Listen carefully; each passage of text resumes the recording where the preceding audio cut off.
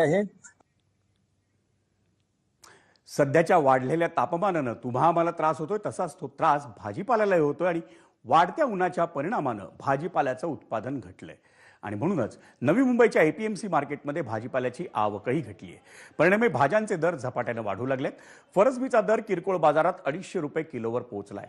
कोथिंबिरीच्या जुडीचे दरही सर्वसामान्यांच्या आवाक्याबाहेर जात आहेत। एपीएमसी मध्ये 20 ते 26 रुपये जुडी असलेली कोथिंबीर किरकोळ बाजारात 45 ते 50 रुपये जुडीनं विकली जाते। गवार आणि घेवडाही 100 ते 120 रुपये किलो दरानं विकला जात असून वाटाणा आणि तोंडलीच्या दरातही मोठी वाढ झाल्याचं पाहायला मिळतंय।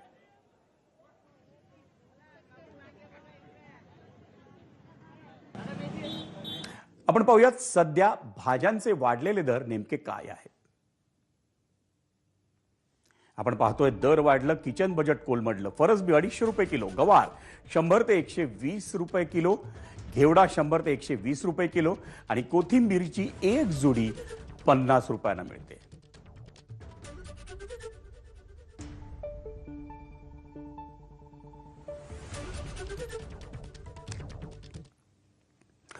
मुंबईतील दुकान आणि आस्थापनांचे नामफलक ठळक मराठीत असणं बंधनकारक असूनही अनेक ठिकाणी त्या नियमांची प्रभावी अंमलबजावणी